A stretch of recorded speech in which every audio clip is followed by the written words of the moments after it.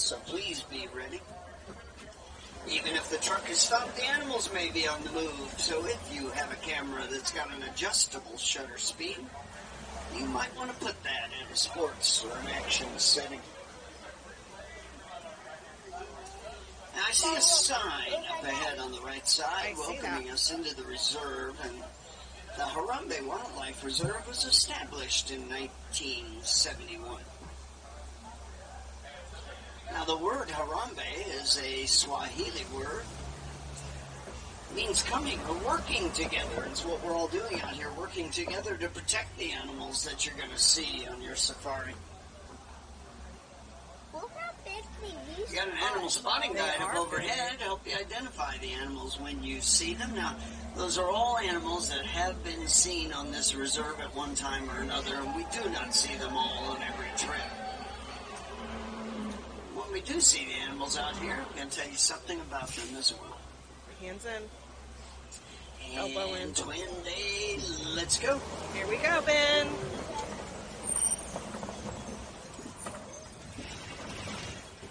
Now this adventure begins in the Little Ituri Forest. Forest animals use colors and markings as camouflage. They will hide from predators. There's my favorite animal off to the right. It's an okapi. Look over there. Hey. Now the okapi's got a dark brown body, stripes on his legs like a zebra. Is the okapi? The okapi's my favorite animal because of his very unique appearance, but he's also unique because the okapi's the only relative there is to a giraffe. The okapi's so shy and reclusive he wasn't even known to the world outside of Africa until 1901. He was a mythical creature until that time. Saddle-billed stork over there to the right, black and white bird. Gets his name from a yellow mark that's on the bill. The yellow mark is shaped like an English riding saddle. There's a big bird. Stay seated. That might show.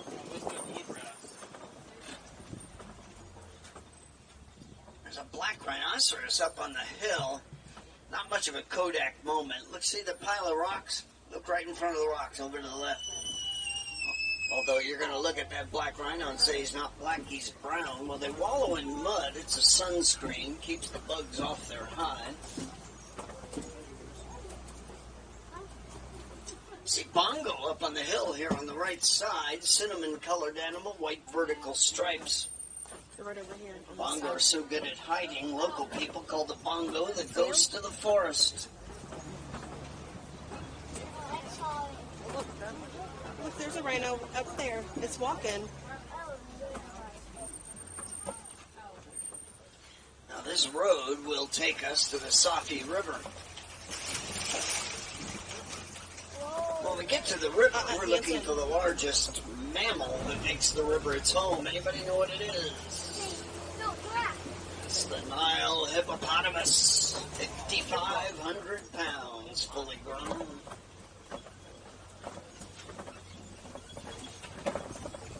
See hippo up ahead in the river on the right. They'll stay in the river, keep their bodies cool. Now the word hippopotamus translates to river horse. We're not related to horses, though. The closest relative to a hippopotamus is a whale and a dolphin. More hippo over here on the left side as well. Hippos don't swim very well. They walk or they run on the bottom of the river. Hippo can hold its breath for up to 8 minutes. Pink-back pelicans on the island down below us on the left side. Their backs turn pink when they're in the mood for mating. Ooh, Safi River Bridge. There's a new sign on the bridge. That sign wasn't there 2 weeks ago. It says Hadhari, caution, weight limit 4 tons. Oh boy, that's only 8,000 pounds. You don't even want to know what this truck weighs. Especially with the Nile crocodile down below. 16 feet long, 500 pounds. They bite with 2,000 pounds per square inch of bone-crushing force. Oh, I don't like this bridge. Yeah, now I know why there's a new weight limit, and let's hope it holds together. And yes. A bit of a close call back there. Oh, I remember this road. This road's going to take us to the Serengeti. It's what the local people call the vast grasslands of Central Africa. On safari, we call the Serengeti the savannah. Savannah is home to almost every mammal in Africa, and it's the Africa we're working so hard to preserve. Now, when you look out over the savannah, you'll see a lot of vegetation. All the grass will be a feast for the various grazing species. Look at all the trees down below, all about the same distance from the ground up to the lowest bit of vegetation. And that's because they're pruned by these giraffe. I see baby giraffe down below us here. Oh, I see the baby giraffes too. Do you see them?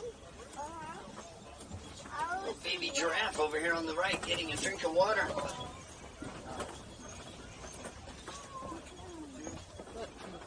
Over there. And the young giraffe right there walking from left to right. One next to its mama behind that one. Boy, they're doing well out here. You know, first life experience a baby giraffe knows is a 6-foot drop to the ground. Mama gives birth standing up. Look at your animal spotting guide. You'll see a picture of a giraffe. It's a reticulated giraffe. Gets its name from the Latin word for net, reticulata. Coat has a net-like appearance to it. The giraffe that we were seeing beside us are Maasai giraffe. Different species, but the two species look exactly alike except for their coat. The coat of the Maasai has a more irregular, leafy, lacy look to it. There's an African wild dog laying on the ground over here on the left side. Looks like there may be 2 of them there. African wild dogs are the most efficient hunter on the savannah. They have an 80% success rate. The dogs chase their prey. They'll run the prey until the prey drops to the ground in total exhaustion. Sable antelope over here on the left, that's the animal on the sign at the entrance. Symbol of our reserve. They've got horns that arch back over their backs. How they would defend themselves against a predator that would jump on their back like a lion. Here's about the tallest termite mound I've ever seen right here on the left. Built by the termites. They mix their saliva with their dung and the clay and the sand. They bake in the hot African sun, get to be as hard as concrete. Animals use them as scratching posts. Now when they're shaped like that one to the right, small species of antelope like Thompson gazelles, they'll get up on top of the mound, look for predators. When I make this left turn, we're going to intersect a dirt road off to the right. Look down that road, you'll see springbok. Small species of antelope, only weighs 100 pounds, fully grown. Beige back, white belly, dark stripe down the middle. They're called springbok because they can jump straight up in the air 6 feet.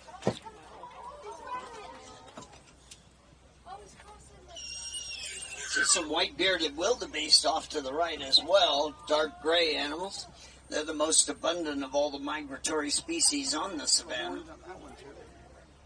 Over 1 million white-bearded wildebeest migrate every year, 500 to 1,000 miles, looking for fresh food. Look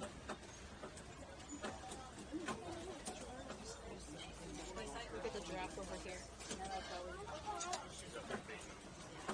Now the Maasai giraffe, coming up here on the right, gets its name from where they originated in Africa, the Masai Mara region.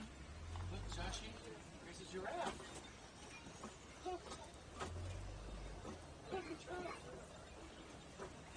Ankole cow heading our way with a huge white horns. Now, the horns of the Ankole are not as heavy as you might think, despite their size. That's because they're not solid. Horns of the Ankole are honeycomb. The animal's blood flows through the horn, keeps the body cool. Patterson Eland up on the hill over here to the right. 2 adult females, and I think I see an adult male just to the right of that baobab tree, the upside down tree. That adult male Patterson Eland, he's the largest of the antelope species in Africa. 6 feet tall at the shoulder, 2,000 pounds. Boy, there's all kinds of baby giraffe around here, but they are doing really well.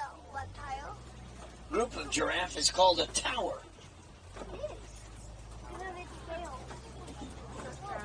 More Ankoli cattle up ahead.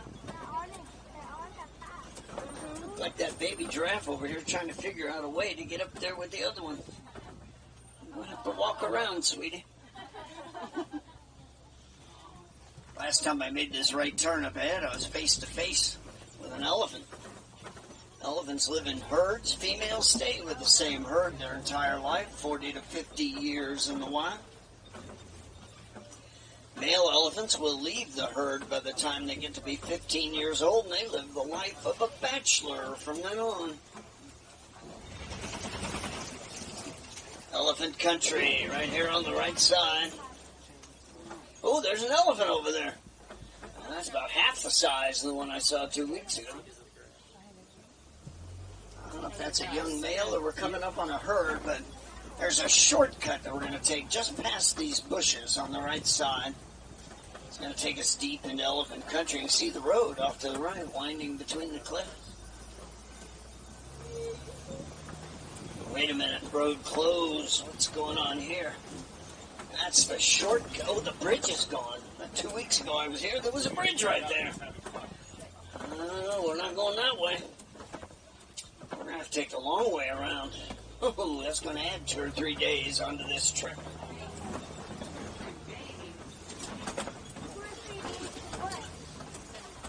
Oh, look at this bridge, held together with cable. Just what we need, another damaged bridge. Ooh, we're going to have to take a chance here. Cross your fingers, hold your breath. Oh boy, it sounds bad and it looks worse. I don't know about this.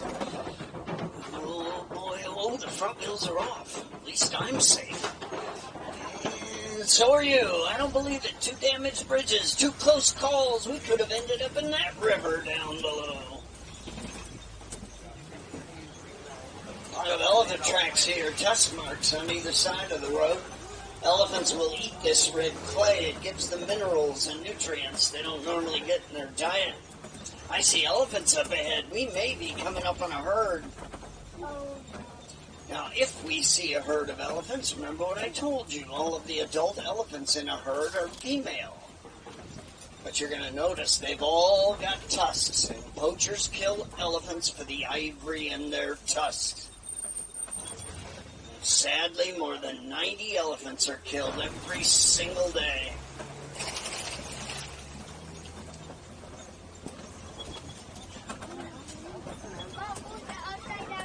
Oh, I see it.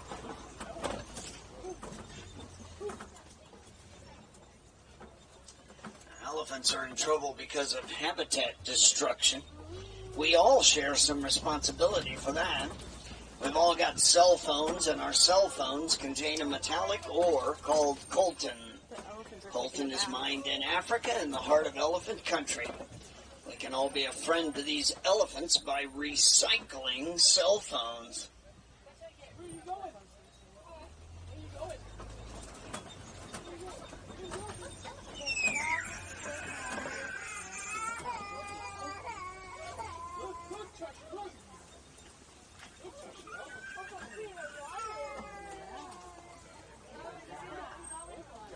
Do you see him in the water bin taking a bath?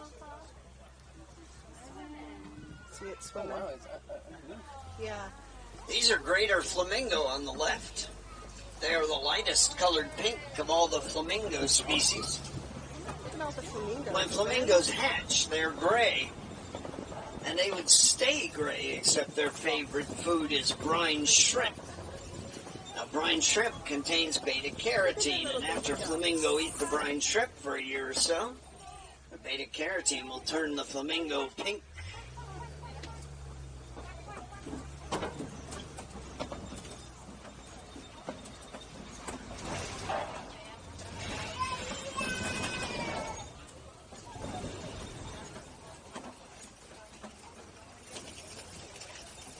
mud pit right here.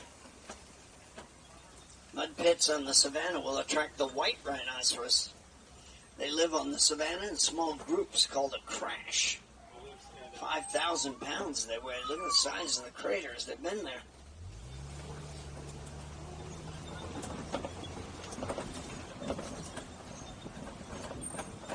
There's a white rhinoceros. Look down in the distance over here on the right. See the color of that mud pit? All the way down. Do you see it? Rhinos are poached for their horn. Some cultures in this world believe that the ground-up horn of a rhinoceros has medicinal value. Never been scientifically proven to be true. The horn is made of a compacted protein called keratin.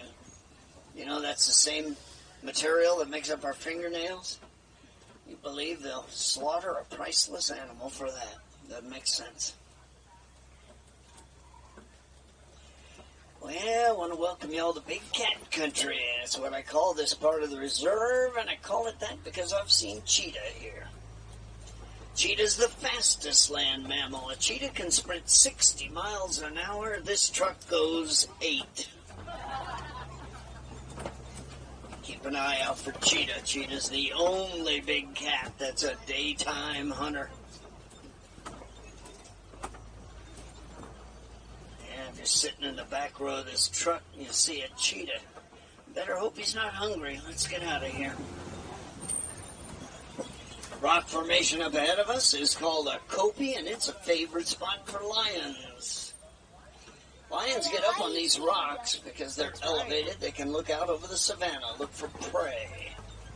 Oh, I see a male lion up on the second tier of rock. I mentioned cheetah's a daytime hunter, 0 to 60 in 3 seconds. They chase down their prey. Lions are nocturnal. They prefer to hunt after dark. Lions sneak up on their prey. You see it?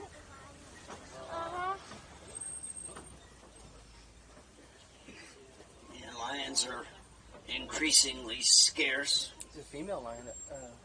Oh, yeah. Over the last 100 years, the lions have lost 90% of their population.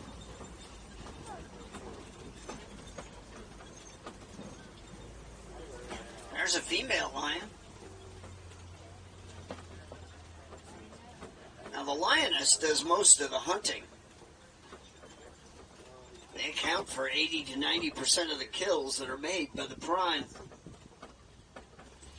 A male lion will hunt. More often he stays behind to defend his territory. If there's cubs in the pride, he'll be defending the cubs. Every cub in his pride is his offspring.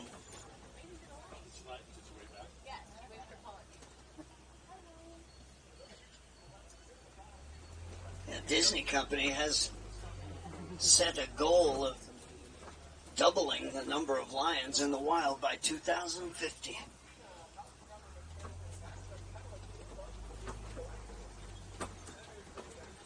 See some large burrows up ahead. These large burrows had to have been dug by the largest burrowing mammal in Africa. Anybody know what it is? Warthogs. I see a warthog over on the far side of the clearing, looking at the tail end. When they go into a burrow, they go in tail first. If they want the predators to see the razor-sharp tusks, predators leave them alone. Warthog has little legs, but they can run 35 miles an hour, and they're pretty agile. They can bounce along with their tail straight up in the air. Remember Pumbaa? See Bontebok up ahead on the right, brown and white animal. Bontebok are extinct in the wild. We see them on reserves like Harambe. Ostrich eggs on the ground, each egg will weigh 3 pounds. See the white rhinoceros? They get their name from their mouth. The mouth is wide. Afrikaans word for wide is vite, with a V. They were called vite rhino. Just got mispronounced so many times. They became known as the white rhinoceros, and the name stuck. There's an ostrich. There's a female ostrich right here. I know it's a female. She's gray. Males are black. Largest bird in the world. The ostrich can't fly but runs 40 miles an hour. Oh, another damaged bridge. Let me just try to tiptoe this 30,000-pound truck across this very rickety bridge, and I'm going to get you across safe and sound. I just hope we don't see any more bridges. We're pushing our luck. Earlier I mentioned recycling cell phones, and if we will recycle everything we can in our households, we'll be helping all of the endangered species in Africa. Yeah, they need all the help they can get. You can help these animals today. When you get back to the village, visit Mombasa Marketplace. Pick yourself up a nice memento of your trip to Africa. Just round your purchase up to the next dollar. Make a small donation to the Disney Conservation Fund. Every dollar in the fund goes towards conservation. Disney pays the expenses for the fund, and Disney will match your contribution dollar for dollar, penny for penny. Yeah, that fund does so many worthwhile things. They've sponsored over 30 projects trying to protect lions. $13 million going towards African wildlife. You think about it, $6.5 million. Half of that amount is gone. Come just from people like you.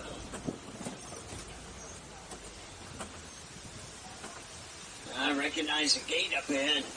It's on the outskirts of the village. It means I'm going to have to drop you off at the nearest warden's post, and from there, it's a short walk back to Harambe. Now on that walk, you're going to pass the entrance to the Gorilla Falls Exploration Trail. I'd like to encourage everybody to visit the trail. It's a self-guided tour. And on that trail, you see a lot more of the wildlife that's right here in Africa. Right at the entrance, Angolan black and white colobus monkeys towards the end of the trail, western